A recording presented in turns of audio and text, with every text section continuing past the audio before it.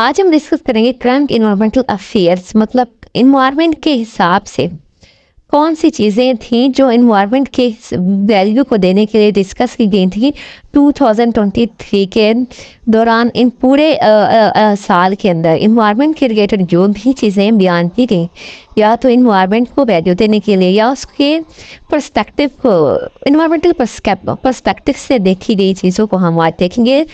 2013 के अंदर 4 चीज़ों को देखा गया, वो भी इन्वायरमेंट के लिहाज से। पहला तो है हनी बीज को देखा गया, फिर हमारा बटरफ्लाइज आ जाती हैं, वो बोलचर्स आ जाते हैं, टर्टल्स आ जाती हैं। फिर इनको हम फर्दर देखते हैं कि ये क्यों आई 2013 की डिस्कशन में, और वो भी इन्वायरमेंटल वैल्यू के हिसाब से। तो सबसे पहले हनी बीज है। हनी बीज को यूजली हम अगर देखें तो हनी बीज की 3 काइंड्स होती हैं, जो भी होती हैं। इसमें एक क्वीन होती है जो कि फर्टाइल होती है, फर्टाइल में यही अपनी नस्ल को बढ़ाती है। और दूसरा ड्रोन होता है जो कि मेल होता है। और वर्कर वो होती हैं, वो बीज होती हैं जो कि मतलब अपनी औलाद मतलब नहीं पैदा कर सकती, इनफर्टाइल होती हैं। तो उन बीज को वर्कर बीज कहा जाता है क्योंकि ये काम करती रहती है। बल्कि और क्वीन जो कि फर्टाइल होती है, जो कि फर्दर बीज प्रोड्यूस करती रहती है, तो ये काम नहीं करती और ना ही ड्रोन करता है, बल्कि वर्कर करते हैं, वर्कर बीज करती हैं। अब इसमें यह है कि इन्वायरमेंट के लिहाज से ये ग्लोबल कंसर्न बना 2023 के अंदर कि जो हनी बीज का डिक्लाइन हो रहा है, और वो किस चीज़ से हो रहा है, वो ये है कि हमारा क्लाइमेट चेंज हो रहा है। और ये क्यों ये कंसर्न का हिस्सा है, क्योंकि ये पोलिनेशन में रोल प्ले करते हैं और हमारे बायोडाइवर्सिटी को देखते हैं। और और अब जब ये प्लांट की पोलिनेशन करेंगे तो प्लांट्स की तादाद बढ़ेगी। जब प्लांट्स की तादाद बढ़ेगी तो कार्बन डाइऑक्साइड का लेवल कम होगा, जो कि हमारे इन्वायरमेंट में बढ़ता जा रहा है, और ग्लोबल वार्मिंग का लेवल भी बढ़ता जा रहा है। तो इसी हिसाब से इसको देखा गया था। और दूसरा इम्पॉर्टेंट चीज़, ये बीज हैं जो वैगल डांस करती हैं। वैगल डांस क्यों करती हैं? इनका जो मतलब जो ये पर हिलाती हैं और ये एक दूसरे को बताती हैं कि हमारा फूड की लोकेशन कहाँ है और हमें किस तरह जाना है, और किस तरह जाना है और किस तरह के पाथ को फॉलो करना है। तो वो वैगल डांस के ज़रिए बताती हैं। ये भी इम्पॉर्टेंट एमसीक्यूज़ है। तो बीज क्यों इम्पोर्टेंट है? क्योंकि ये पोलिनेशन में प्ले रोल करती हैं, और ये थ्रेट इस वजह से है क्योंकि ज़्यादातर अर्बनाइजेशन आ गई है, फ्रेश सिस्टम नहीं रहा अब, तो इस वजह से वो थ्रेट में है। और दूसरा ये कॉलोनी कोलैप्स डिसऑर्डर्स है। कॉलोनी कोलैप्स डिसऑर्डर्स में ये आता है, एक्सप्लेन करूँ तो इसके सिम्टम्स को एक्सप्लेन करूँगा तो सबसे पहले ये है कि जो वर्कर बीज हैं, जब ये अपना नेक्टर ढूंढने जाती हैं, नेक्टर जो कि फूड है, प्लांट्स के ज़रिए ये सक करने जाती हैं, जब वो वापस आती हैं तो वो अपना जो हाइव है उनका, जो हनी बीज का छत्ता है, वो अपना उसकी लोकेशन भूल जाती हैं। वो क्यों भूल जाती हैं? क्योंकि इलेक्ट्रोमैग्नेटिक रेडिएशन, जो कि हमारी अर्बनाइजेशन की वजह से काफ़ी ज़्यादा इलेक्ट्रिकल सिस्टम सप्रेड हो गया है, तो उसकी वजह से वो भूल जाती हैं। अब ज़्यादा लाइट पड़ने की वजह से भी उनको इफेक्ट करता है, तो इस वजह से वो वापस नहीं आ पाती। फिर दूसरा रीज़न ये है कि उस हनी छत्ते के अंदर जब ये वापस वर्कर बीज नहीं आ पाती, तो वहाँ पे क्वीन जो है वो अकेली रह जाती है, और जो वहाँ पे खाना स्टोर्ड है, वो भी फिर क्या करते हैं कि जो आसपास के इंसेक्ट हैं वो इस छत्ते को मतलब जो भी फूड है वो उसको खा लेते हैं, बल्कि बीज सारा कुछ उसको डिस्ट्रॉय कर देते हैं, हनी बीज के छत्ते को। तो उसको हम कहते हैं कॉलोनी कोलैप्स डिसऑर्डर, जिसमें पूरी कॉलोनी डिस्ट्रॉयड हो जाती है। तो ये भी हमारा क्लाइमेट चेंज की वजह से ही इनका मतलब डिक्लाइन आ रहा है। और ये यूएसए के अंदर हनी बीज का 50% डिक्लाइन हो चुका है। ये 2023 या न्यूज़ के मुताबिक हनी बीज का 50% डिक्लाइन हो चुका है यूएसए के अंदर। इसी हिसाब से मतलब वर्ल्ड बी डे मनाया गया 20 मई 2023 में। 19 मई को ये फेस दी गई थी कि जो बी जो है वो इंगेज होती हैं एग्रीकल्चर फ्रेंडली पोलिनेशन के अंदर। तो ये तो स्टेटमेंट हमारी 19 मई को आ गई थी, लेकिन जो वर्ल्ड बी डे है वो 20 मई को सेलिब्रेट किया गया था, ताकि हमें अवेयरनेस फैला सकें बीस के अकॉर्डिंग, बीस के मतलब। अब दूसरा बटरफ्लाइज, बटरफ्लाइज भी सेम इंडिकेटर स्पीशीज है जिस तरह हनीबीज है। इंडिकेटर स्पीशीज मतलब ये इन्वायरमेंट या प्लांट्स की हेल्थ को शो करती हैं। अगर जहाँ पे ये बटरफ्लाइज या हनीबीज होंगी तो वहाँ पे हमारी प्लांट कम्युनिटीज डाइवर्सिटी में पाई जाएंगी, क्योंकि ये दोनों ही पोलिनेशन में रोल प्ले करती हैं और कंट्रोल करती हैं ओवर हार्मफुल इंसेक्ट। ये इंसेक्ट को भी हार्मफुल इंसेक्ट को खाती हैं, उनकी फूड इस तरह फूड चेन को मेंटेन करती हैं और इकोसिस्टम को हेल्दी रखती हैं। पोलिनेशन ये भी करती हैं। उसके बाद इंटरनेशनली जो कोalition बनाई गई थी, मतलब जो भी एक मतलब कोalition मतलब जो भी कंट्रीज के दरमियान एक जोड़ हुआ था, एग्रीमेंट हुआ था बटरफ्लाइज को लेकर, वो जिसमें 30 मेंबर्स हैं और उस ऑर्गेनाइजेशन को हम कहते हैं IBBC, inter governmental science policy platform on biodiversity and system services, जिसका हेड क्वार्टर जो है वो बोन में है, मतलब जर्मनी का ये सिटी है बोन, उसके अंदर ये इसका हेड क्वार्टर है। और इसके अंदर 30 मेंबर्स हैं, 30 कंट्रीज हैं जो कि बटरफ्लाइज को इम्पोर्टेंस देने के लिए मतलब कॉन्फ्रेंस करते हैं, इम्पोर्टेंट स्टेटमेंट जारी करते हैं और इसको प्रोटेक्ट करते हैं। इसके बाद इम्पोर्टेंट न्यूज़ ये रही है, ये रही है 2022 में, वो ये है कि IPPC के साथ, IPPC जो कि inter governmental panel on climate change के साथ इन्होंने मिलकर एक प्राइज लॉन्च किया था जिसका नाम था बुल बी ज्ञान, जो कि जिसका मतलब है प्राइज फॉर ह्यूमैनिटी, और ये बटरफ्लाइज की इम्पोर्टेंस को देखकर ही बनाया गया था।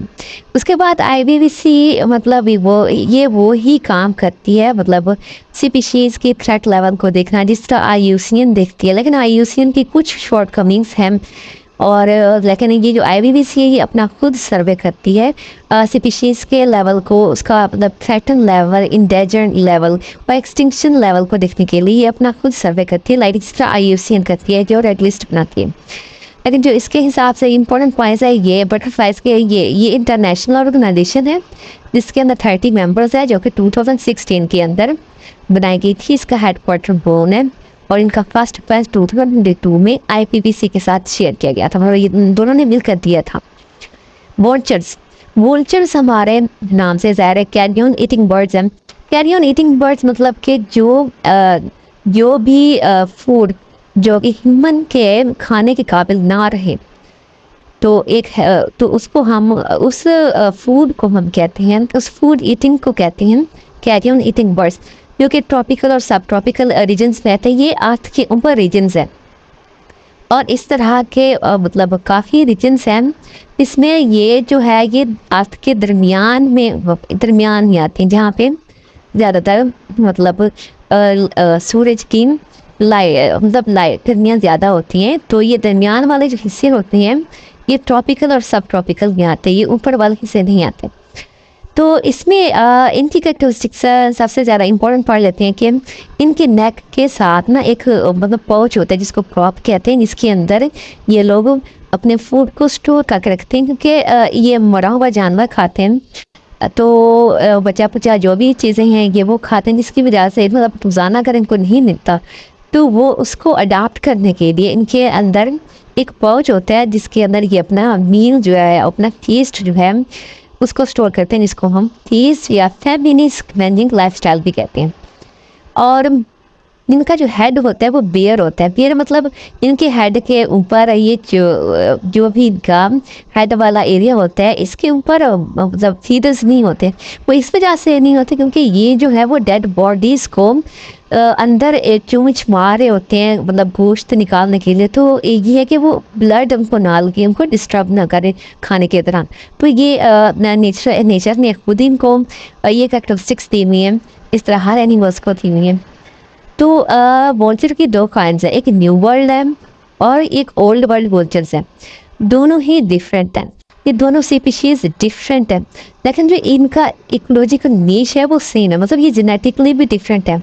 जिनको जो चीज़ें जेनेटिकली डिफरेंट हों लेकिन इकोलॉजिकली कुछ चीज़ें ना वो सिमिलर करने लग जाएं, तो उस इवोल्यूशन को हम कन्वर्जेंट इवोल्यूशन कहते हैं। और वो डिफरेंट स्पीशीज मतलब करती है। और जो कन्वर्जेंट डाइवर्जेंट इवोल्यूशन होती है उसमें सेम स्पीशीज़ के एनिमल्स डिफरेंट करेक्टरिस्टिक्स को मतलब अडॉप्ट कर लेते हैं, तो उसको हम डाइवर्जेंट इवोल्यूशन कहते हैं। तो ये जो वोल्चर हैं ये दो टाइप्स के, तो इनको हम कहते हैं कन्वर्जेंट इवोल्यूशन। ये वाला ऊपर वाला जो है ये ओल्ड वर्ल्ड वोल्चर है और ये जो है ये न्यू वर्ल्ड वोल्चर है। अब इनमें डिफरेंस क्या है वो हम देखते हैं। जो न्यू वर्ल्ड वोल्चर्स हैं वो नॉर्थ और साउथ अमेरिका में पाए जाते हैं, ये वाला। और जो ओल्ड वाला है ये हमारा यूरोप, अफ्रीका और एशिया के कॉन्टिनेंट्स में पाया जाता है, क्योंकि अर्थ के ऊपर 7 कॉन्टिनेंट्स हैं। तो ये जो 2 टाइप्स के वोल्चर हैं ये 5 कॉन्टिनेंट्स में पाए जाते हैं, लेकिन 2 कॉन्टिनेंट्स में ये वोल्चर्स नहीं होते। लाइक ऑस्ट्रेलिया और अंटार्कटिका कॉन्टिनेंट में ये दोनों टाइप के वोल्चर नहीं होते। लेकिन जो ओल्ड वर्ल्ड है वो इन 3 कॉन्टिनेंट्स में पाए जाते हैं और न्यू वर्ल्ड वाला इन 2 कॉन्टिनेंट्स में पाया जाता है। दूसरा डिफरेंस इसमें मैंने बता दिया कन्वर्जेंट इवोल्यूशन का है। ये जेनेटिकली रिलेटेड नहीं है, लेकिन इनका इकोलॉजिकल नेच, मतलब ये मुर्दा जानवरों को खाते हैं, इनका इकोलॉजिकल नेच एक ही है जिसकी वजह से, लेकिन इनका जेनेटिक मतलब डिफरेंट है। और आगे भी इनके दोनों के दरमियान डिफरेंस है, उसको हम देखते हैं। तो जो न्यू वर्ल्ड वोल्चर्स हैं वो यूरो हाइड्रोलाइसिस करते हैं। ये हाइड्रोलाइसिस का है, हाइड्रोलाइसिस करते हैं। हाइड्रोलाइसिस का मतलब होता है कि ये अपने यूरिन जो है, जो ये पेशाब है, ये उनका लेग्स के ऊपर मतलब करते हैं कूलिंग पर्पस के लिए। और इनके अंदर वॉइस बॉक्स भी नहीं होता और ये जो साउंड निकालते हैं वो हिस या ग्राउंड टाइप होती है। और ये अपना घोंसला भी नहीं बनाते जो न्यू वर्ल्ड के हैं। और न्यू वर्ल्ड के वोचर्स के जो फीट होते हैं वो भी वीक होते हैं और ये मतलब वाक कर सकते हैं। और ये मतलब जो कैरी ऑन, ये जो पाउच होता है इसके नेक के साथ, उसको ये ना मतलब उसको दबाते रहते हैं अपने फीट से, ताकि वो जो उसके अंदर जो मीट है ना वो उसको मतलब उसको ब्रीक पार्टिकल्स में कन्वर्ट कर सके ताकि वो डाइजेस्ट के काबिल है। जो न्यू वर्ल्ड वोल्चर्स हैं उनके अंदर ये भी चीज़ है कि वो जो अपना फूड है वो सेंस ऑफ स्मेल से एलोकेट करते हैं, जबकि जो ओल्ड वर्ल्ड है वो साइट, वो देखने से ही मतलब देख कर वो अपने फूड को तलाश करते हैं। थ्रेट उनका ये है कि जो पेस्टिसाइड्स अक्सर हमारे यूज़ की जा रही हैं, non steroidal anti inflammatory drugs हैं, जिसमें डाइक्लोफेन्स है, एसिडोफेन्स है, नीमोसोलाइड है, कैप्टोफोरोफेन है। इस तरह के पेस्टिसाइड्स को इनगल्फ करने से इनकी पॉपुलेशन में डिक्लाइन आ रहा है। इसके तहत वोल्चर एक्शन प्लान किया गया था कि जिसमें नेलोक्सीमा जिन कंट्रीज़ के अंदर ये पेस्टिसाइड्स यूज़ हो रही हैं उनमें ये जो रिप्लेसमेंट आई थी नेलोक्सीमा, ये डाइक्लोफेन्स के ऊपर प्रेफरेंस दी गई थी। और ये दूसरी भी पेस्टिसाइड है टोल्फिना माइस, मेलोसीमा और टेलोफिन नामीस, जो ये इन दोनों चीज़ों को प्रेफर किया गया था, रिप्लेसमेंट किया गया था कि ज़्यादा environmental friendly as compared to this. तो इस एक्शन के तहत, वोल्चर एक्शन प्लान के तहत इन दोनों पेस्टिसाइड्स को प्रेफर किया था। और दूसरा मेजर इनका थ्रेट है हैबिटेट लॉस, जो कि अर्बनाइजेशन की वजह से और क्लाइमेट चेंज की वजह से इनका हैबिटेट लॉस हो रहा है। लास्ट है टर्टल्स। हम 2 तरह के होते हैं, एक टर्टल्स होते हैं, एक टॉर्टॉइज होते हैं। टर्टल्स होते हैं जो वो मेरीन इन्वायरमेंट, ये कभी मतलब टेरेस्ट्रियल इन्वायरमेंट में आता ही नहीं। और ये जो इनके फ्लिपर है ये इनकी करेक्टरिस्टिक्स है मेरीन इन्वायरमेंट में रहने की, ये टेरेस्ट्रियल इन्वायरमेंट में नहीं आते। जो कि ये टॉर्टॉइज है वो ये वाले हैं जो कि टेरेस्ट्रियल इन्वायरमेंट में रहते हैं और इनका जो शेल होता है ये इस तरह का सॉलिड होता है और इनके जो फीट होते हैं वो भी स्ट्रॉन्ग होते हैं, जो कि इनको टेरेस्ट्रियल इन्वायरमेंट में चलने में हेल्प आउट करता है। और ये वाटर में जा सकते हैं लेकिन कुछ हद तक, लेकिन ये जो टेरेस्ट्रियल टर्टल्स हैं ये मैरीन इन्वायरमेंट के ही हैं, मतलब इनका इन्वायरमेंट मैरीन ही होता है। वाई इम्पोर्टेंट, क्योंकि इनको इकोसिस्टम क्लीन अप करते हैं। इनको vulture of aquatic ecosystem, aquatic mean पानी, जो भी चीज़ें पानी में रहती हैं, जो इनमें जो भी चीज़ें डेड हो जाती हैं उनको ये लोग खाते हैं। तो इसकी वजह से इनको इकोसिस्टम क्लीन अप कहा जाता है, वोल्चर ऑफ एक्वेटिक इकोसिस्टम। उसके बाद इकोसिस्टम सर्विस प्रोवाइडर्स है। प्रोवाइडर्स यही है जो भी मतलब इकोसिस्टम को क्लीन अप करता है, ये उसकी सर्विस ही है, चाहे वो प्रेडेटर बन करे या वो प्रे बन जाए, मतलब दूसरे एनिमल्स का खाना बन जाए तो हम उसको प्रे करते हैं।